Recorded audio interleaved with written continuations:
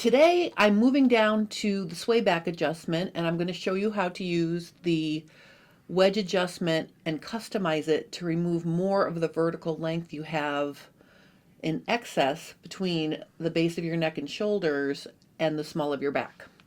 So the sway back adjustment deals with the issue of having fabric puddling in the small of your back on your tops. This can happen with knit tops, this can happen with woven tops, and it's a situation where the fabric is getting stuck there because there's just too much extra vertical length. And traditionally you do this adjustment somewhere down here where the small of your back is. So I'm going to draw myself a guideline, and I'm just going to put it a smidge lower than where I taped this pattern together, just so I don't end up with a mess, you know, having it fall apart.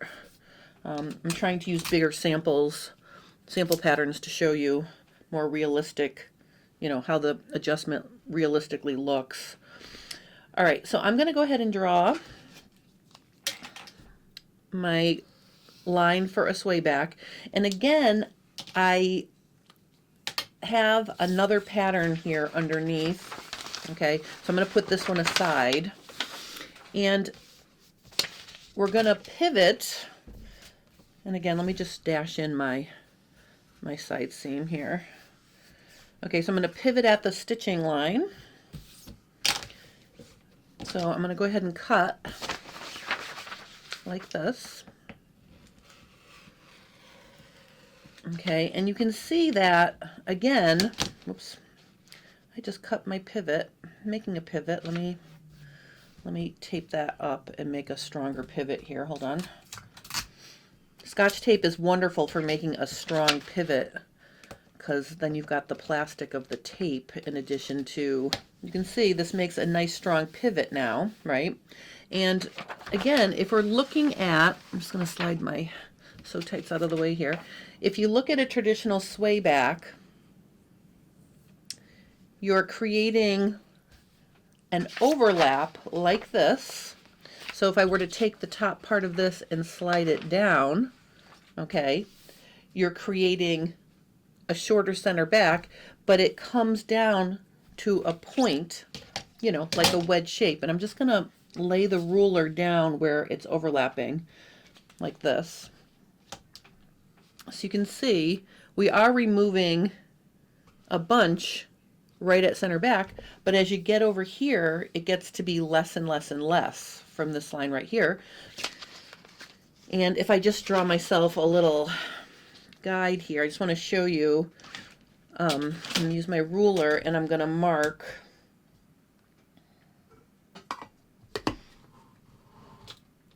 I'll use my little pink pen here. So this right here, so from here to here is what we removed. And you can see it gets pretty narrow pretty quick, right? So what I want to do is show you how you can shape this and then make it a little bit more effective, you know, make it a little bit more effective and maybe get rid of a little bit more in this area over here. So what I'm going to do this time is I'm going to create some control points, but I'm not going to go straight up to, okay.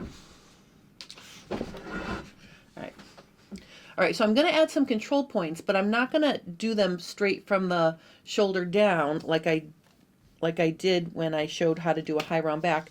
I'm going to make these control points more diagonal, and I'm going to just also draw in my seam allowance that I have on my armhole here. Okay, and then I'm going to just make some, so I'm going to make one here, and then let's make one here. And I don't think I'll need a lot. I'm going to draw 3, but I'm not sure I'm going to use all of them. So let's just do this and see what happens. Okay, so I'm up in the armhole, so my pivots will be here, here, and here. So I am going to slash these now.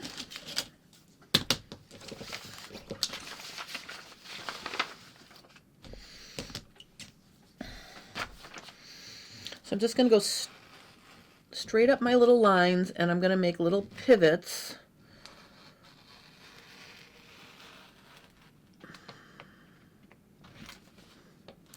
Like this. All right, so I've got my pivots, I've got this line right here. So we're going to bring the top portion of the pattern down like this. So I'm going to start over here on the end, like this, and I'm going to pivot this first section down, and I'm going to use my Happy Sew Tights here to hold it for me. All right, so now that I have positioned that in place, what I'm going to do is I'm going to swing this one, instead of swinging this one out, I'm going to swing it in. All right, so I'm using these last two slashes to make sure I'm not losing any width on the pattern, because over here, remember, I overlapped to push it down here to make it a more shaped wedge. So overlapping it will allow it to swing lower, and then I can spread it a little to, even it out, and then also make sure I'm not, losing any of my width. So let me just go ahead and tape these down.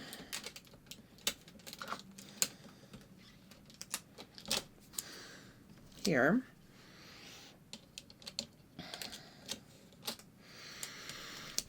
All right, so what I want to do now is let me get my original and let's see what happened. So I'm going to take this and I'm going to put it back on here like this. So you can see it did what we expected it to do. I'm lining up my hem,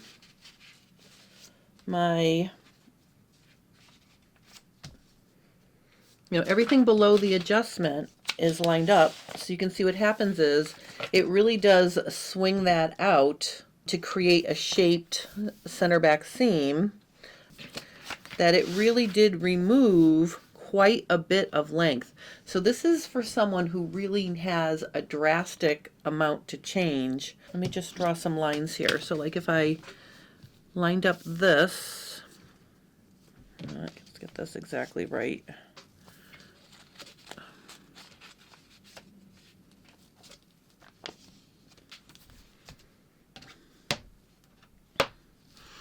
So I'm going to continue the straight line up here. Okay, I'm just going to draw this right here. So this is kicking out because of what I did. So if I wanted to cut that off, I would have to put back all of this. I would have to put back all of this. So I would need all of this up to here, right? So my shoulder should be over here. So I'm just going to draw this line like that. So you can see I've straightened that out because I'm going to add all of this back in, right? And I'm going to cut this off.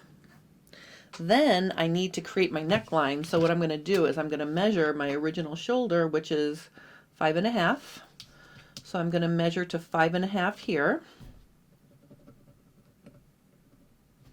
Okay, and then I'm going to cut this off. So let me just cut this off right here. Well, I'm going to cut off this, and I don't need this paper down here. So basically, I cut this off. I'm going to use this as my template, like this.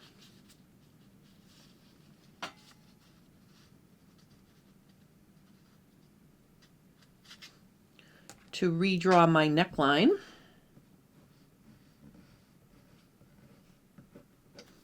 Okay, so now if I were to cut this, and if I were to cut off this extra,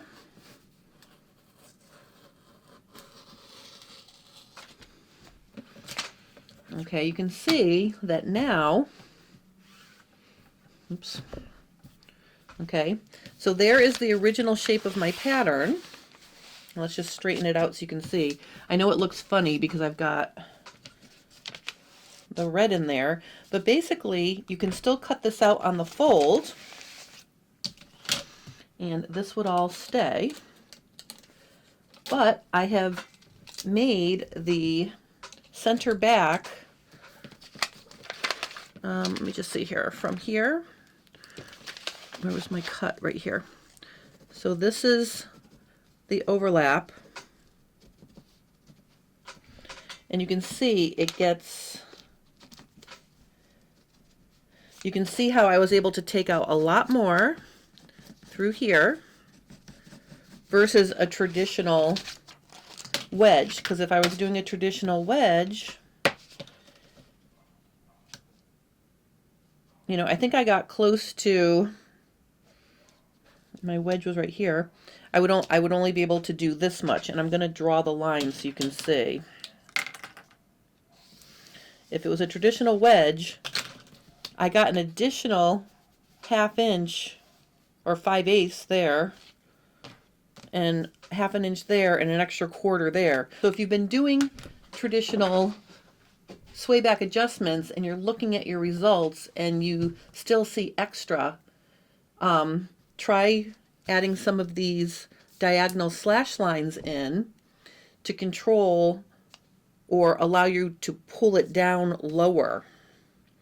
So you can see you have to make a copy, right? Because I needed the copy to put back all that shaping. You know, I don't want to skew the pattern and make it really off grain like that. So putting everything back definitely will help it drape better off of your shoulder. But you can see I got rid of all of this, and all of this down here was bonus. This adjustment is perfect if you've been trying to remove extra fabric from the small of your back because the pattern is too long for you from the base of your neck and shoulder area down to the small of your back. If you haven't been able to get rid of all of the excess length there doing the traditional sway back adjustment, give this a try. All right, so this is like a win-win because not only did I remove a significant amount of length on that center back seam that extends farther away from center back than it would with a normal wedge adjustment, I also put everything back so you can cut it out on the fold if you'd like to.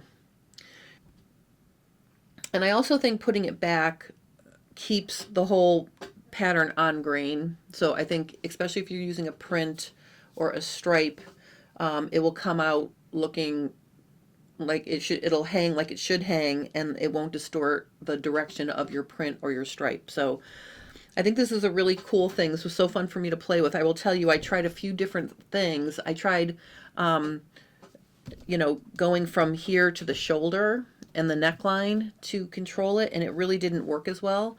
Swinging into the armhole is perfect because even if the armhole gets a little distorted here, it doesn't matter because you're going to put a copy of the pattern underneath like I did, and you're just going to put that right back. And you're going to cut off, you know, the amount over here that it swings out. You cut that off, you leave this. Remember to measure your original shoulder so you can figure out where the new neckline needs to start. And then use a template of the neckline to just draw that back in. You don't even need to, you know, fuss with getting the shape of the back neckline correct. Just use the original neckline from your copy to trace the new shape. So this really significantly made the pattern shorter within the pattern. Notice my side seam is still the same length. I did not change that at all. So I think this is a really cool adjustment for people who need to remove a significant amount of fabric in the small of their back, and again, especially if you need to remove it a little bit farther away from center back. So I hope you thought this was as much fun as I did.